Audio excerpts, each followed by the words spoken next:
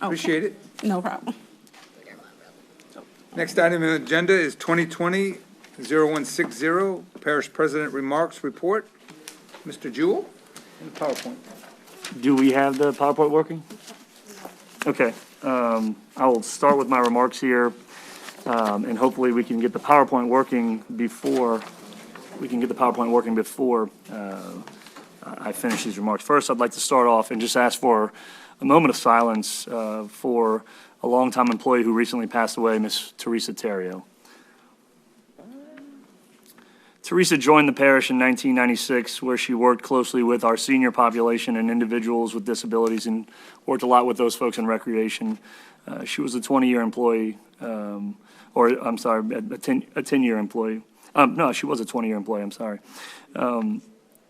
She also spent much of her time volunteering with her husband for the Special Olympics for 32 years, and she'll be greatly missed. The community has lost a great person, so please keep her family in your prayers. A COVID-19 update. We got a great COVID update from Access Health. 802 cases currently, or 802 recognized cases. Remember that a large portion of those cases are recovered cases. This is just a rolling count. Deaths remain at 49. Please keep the families of those people who have passed away in your prayers as well.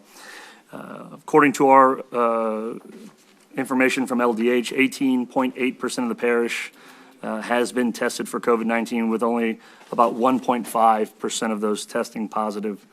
Our daily positives have increased slightly, but remain low. We continue to monitor that not only in St. Charles Parish, the governor's office, but also through our region.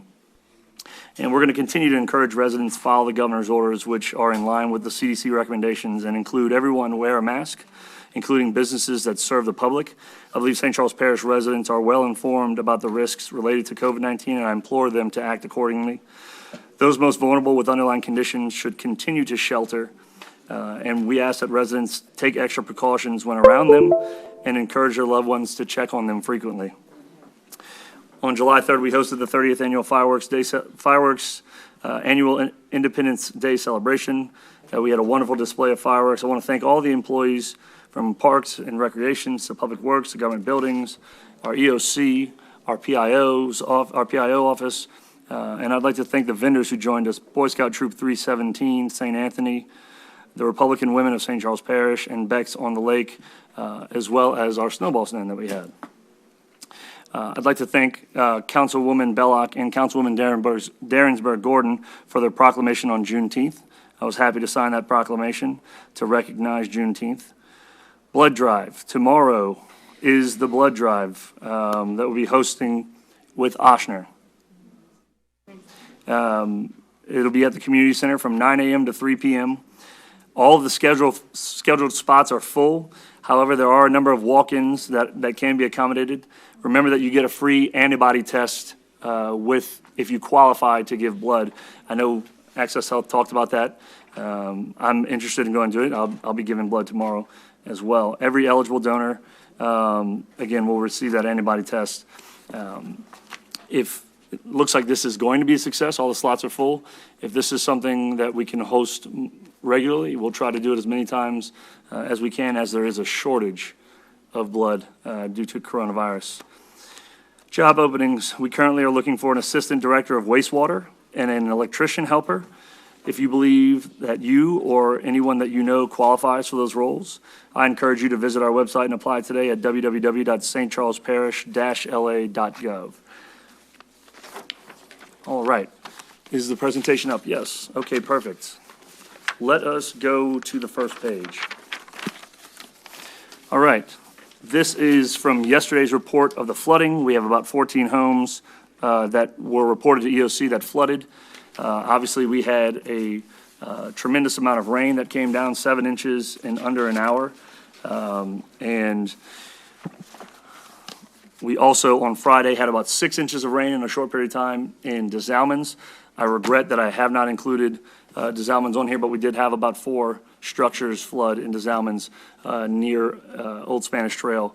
I was out there on Friday with Councilwoman Belloc and Councilman Dufresne looking at some of the infrastructure. I'm sorry, did I say Belloc? I'm sorry. Councilwoman Fonseca. and Councilman Dufresne. And we were looking at some of the infrastructure out there that is in clear need to be updated. I want to, since Ormond has been a recurring issue now, I want to go to our next slide and show you some of the projects that we're working on. Now, for the folks who are outside of the courtroom, the council room today, I'd like to explain some of these in detail. These small red lines along the railroad tracks that you see here, here, and here, those are jack and bores that need to be upgraded. Those jack and bores are significantly undersized, and they are holding water south of the CN Railroad, and that is one of our main priorities, is getting that under. That ordinance to have those engineered was introduced tonight, correct? Hasn't yet, it will be. It will be introduced tonight. Okay, moving over to the blue section, that dark blue section, those two parallel lines going like this. That is the ditches that are going to accept the increased amount of water from those jack and bores under CN Railroad. Right now, those ditches run on either side of Hill Heights. We are in the process of getting those expanded to as wide as we can bring them. The survey is being completed this week, and we will be doing that project in-house. We do not need a permit to do it. We will be pushing forward and getting that one done ASAP. Now, if you look at the light blue section at the top where it comes around, that is by the Ormond Nursing Home. Now, there is a 182-inch culvert right there. We're going to look at replacing that 182-inch culvert with 3 72-inch culverts. Obviously, we're going to have to coordinate with the nursing home because we will be going under their driveway, and that's going to be important that we make sure to coordinate with them to make sure we don't have any detrimental impact on their operations. But in that curve, that is a hairpin curve. We are going to build a structure in that curve that helps convey the water around and soften that curve. These are some of the issues that prevent water from getting to Destrehan number 1 and Destrehan number 2 in a timely fashion. Of course, coming down where the light blue meets the red and the green, these are sheet piling projects along with structure projects where water comes out at Stanton Hall, it comes to a T, it boils, and then it flows down the carriage lane canal. We need some structuring there to help that water convey and prevent it from boiling on top of each other, so we're pushing forward on that. By the way, all of the projects I'm listing right now are from the previous Ormond study. Of course, we've identified different projects as well, and we've selected the engineers to start pushing these projects forward. There's a couple of these projects like the Dunleith sheet piling that has been ongoing. Phase, I believe, 8 is almost complete of that.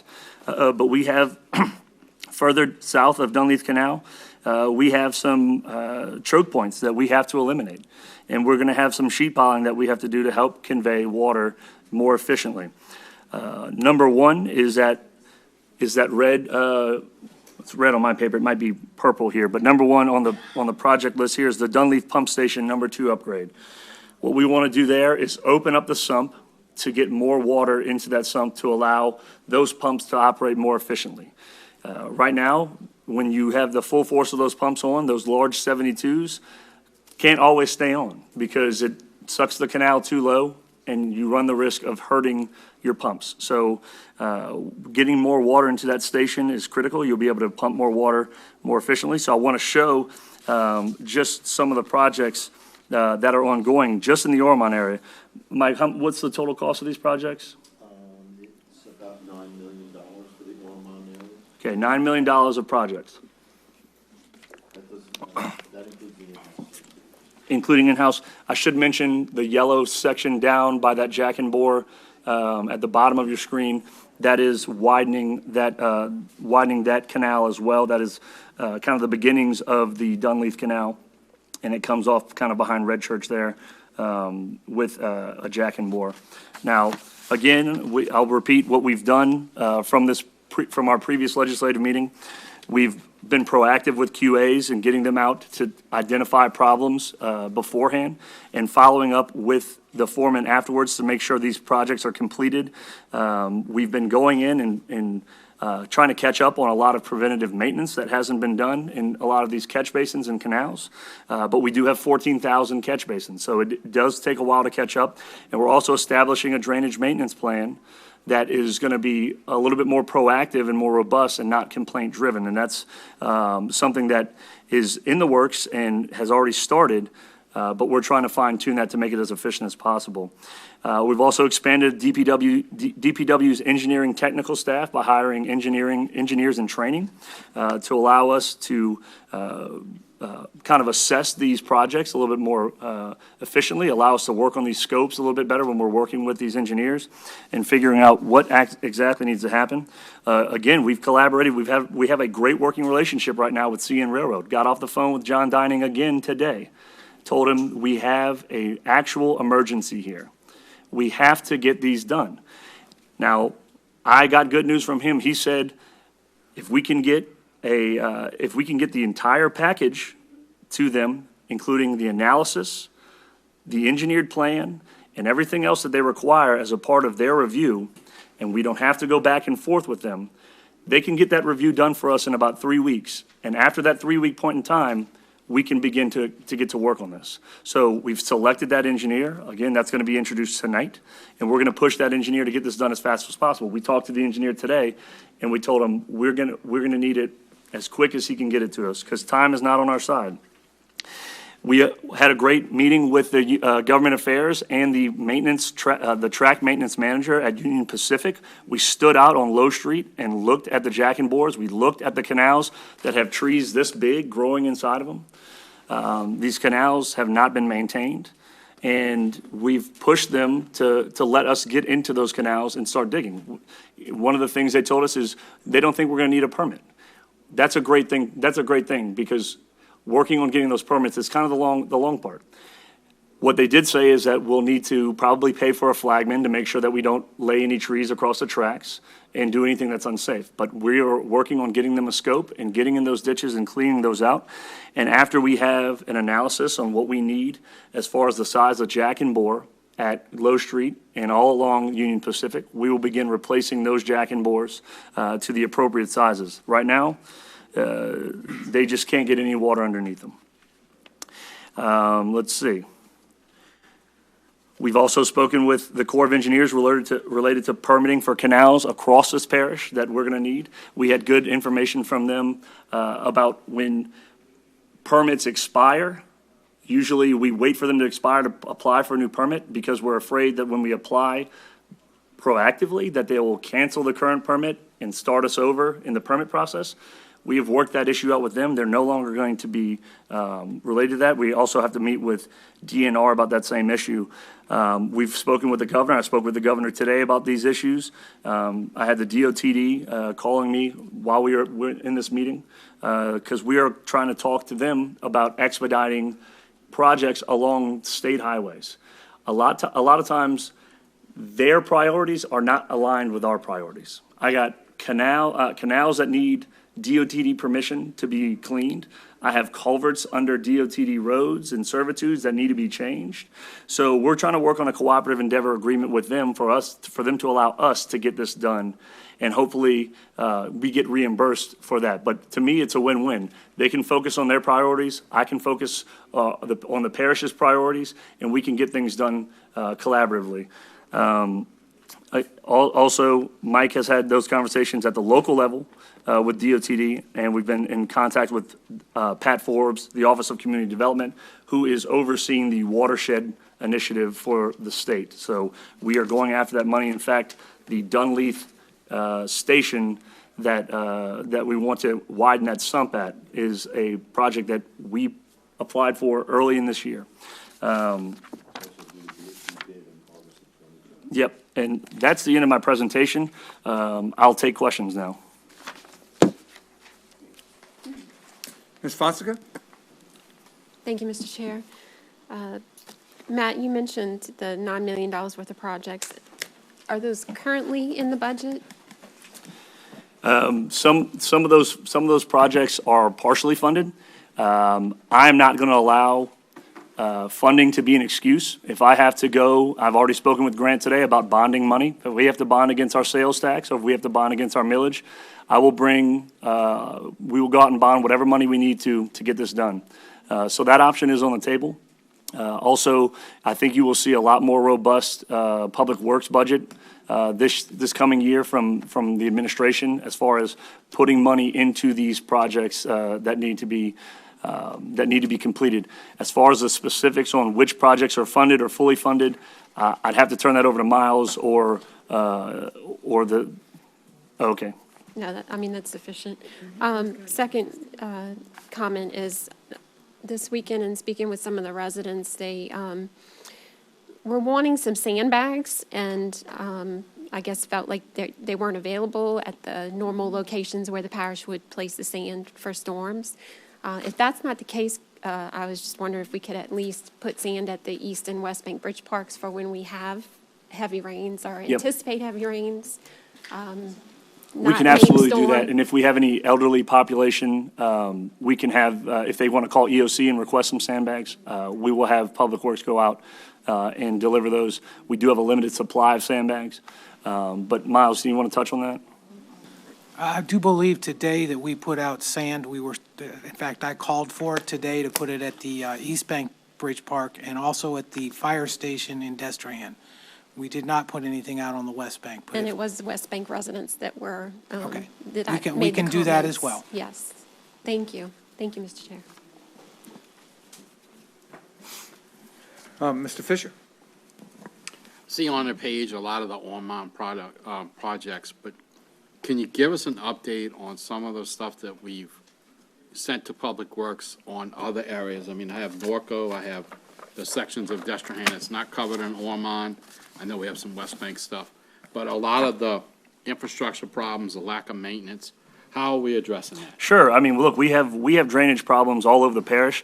Obviously, Ormond is in the news right now just because of the repetitive flooding there. But you know, this document went around a couple weeks ago about projects. Some of these projects are highlighted. I've been accused of stopping projects. It's not the case. It's a lie. But let's go through them. We have the Munts Master Drainage Plan that was completed, and we are working from that master plan. We identified box culverts that we're going to do in-house on either side of Cian Road. I spoke to you about that. We worked with Gary Smith, and we got $400,000 appropriated for drainage improvements in Munts. So we'll be using that money towards that.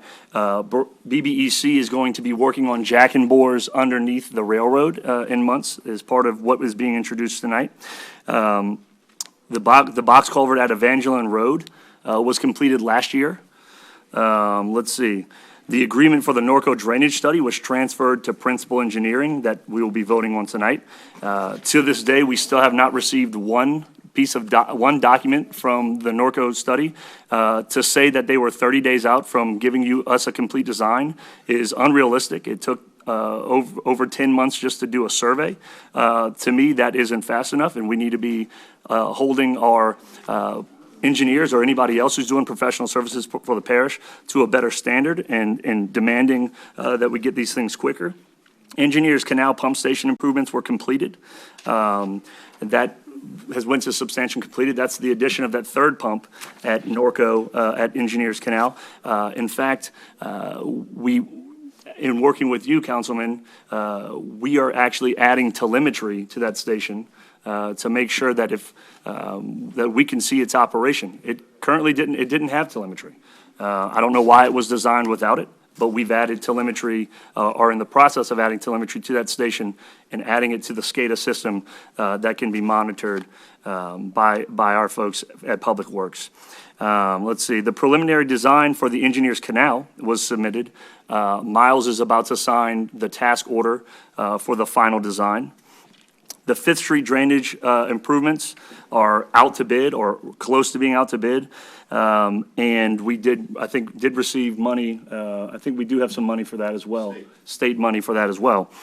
Let's see. Dunleath Bank Stabilization Phase 8 is almost complete. It's 90% complete. Should be finished in the next couple of months. Ormond Oaks ditch lining, that's one of those projects that we identified. It was actually, I failed to mention it, but that is number 9 here on this project. And per the information that I have here, if I can find it, that is scheduled to go to bid in 2021. Another project that we're pushing forward. Destrehan Pump Station number 1, the piping was complete. Destrehan Pump Station number 2, conveyance improvements should be introduced at the council for an agreement amendment. That's the one we talked about earlier about getting more water into the sump. The original plan was tweaked to allow for what we believe will be a more efficient design. Let's see, where are we at? The plan for Hill Heights drainage has changed. Before, as you know, when we talked about this, Chairman, there was originally supposed to be box culverts going directly down the center of Hill Heights. It's my understanding that we could not come to an agreement on the price of the land that we would need for a servitude, but Miles and Don Edwards worked and put their heads together and figured out that those 2 ditches on either side should work just as well, if not better, to get that water around. So we will be pushing forward on that. And again, we are doing that in-house, and the survey is being done this week. Let's see. Additional pump for New Sarpy Pump Station was completed. The Scheck-Snyder Pump Station improvements are out for bids. I actually moved money from various parts of the budget to make that happen within Public Works. And that is going to be out to bid to add another pump at Scheck-Snyder. We received a proposal, we received a proposal to amend Ormond Oaks drainage study. And tweak it to make it, what is this? Amend Ormond Oaks drainage study to determine the size of proposed pipes under sea and railroad. The engineer offered up an upgrade for a 10-year storm, and that is unacceptable. We should not even be looking at 10-year storms, since we literally get 10-year storms every other day right now in St. Charles Parish. Let's see. Oak Street Pump Station improvements were completed. That's over in St. Rose. We're looking at Oakland and Fairfield discharge pipes. The engineer's trying to acquire a CN Railroad permit. I believe that's actually Principal Engineering who's working on that. Airline Highway drainage projects under construction. You might have seen the pipes along Airline Highway, those large culverts, and that is a DOTD project. The AMA pump station is very close to bidding. We think we can be out for bid this month to increase pumping capacity at AMA pump station. And that's it. I mean, that's what was identified in this report as being highlighted. We're also pushing forward on issues in Dezalman, such as the bulkhead, and looking for funding to get that project done. As you know, Councilman Dufresne, on the Lafourche side, they have a very nice bulkhead. And we've been working closely with Councilman Dufresne to make this bulkhead happen. I want to get us to the point where Public Works never has to put out HESCO baskets ever again. And I think that we can get there. But sheet piling's expensive, but these are the kind of issues we're going to push forward. And it's my opinion that we don't have time anymore to wait for the grant funding, the federal funding. Of course, we'll still go after all that stuff. I spoke to the governor today about, being able to get reimbursed for that. I spoke to Garrett Graves today about how we get reimbursed for things like that. And it looks like under the compliance in the watershed initiative that we would be able to get reimbursed for some of these projects. So we're pushing forward on those. Hope that answers the question. Ms. Benedetto.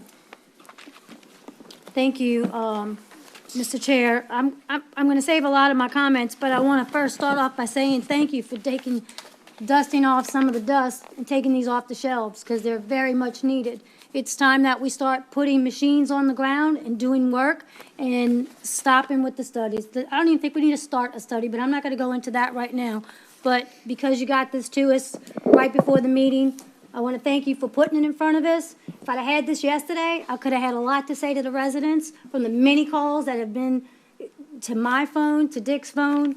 It would have maybe been a different day today. And Councilwoman, I apologize that you haven't had it sooner, but we were trying we were trying to put it together in a format that was visually appealing. This is something that, you know, I want to actually expound on this. We want to get on the ground and take pictures of these ditches, what we plan to do, show the residents the cross sections of the widening, show them the proposed designs of these projects. We're working on doing that presentation. Of course, we also talked about doing a town hall meeting. I think that's great.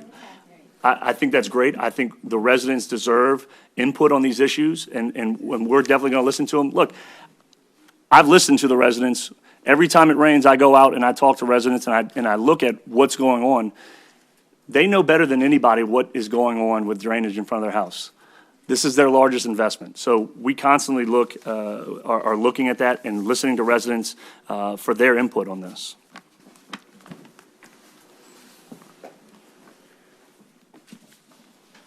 Ms. Gordon?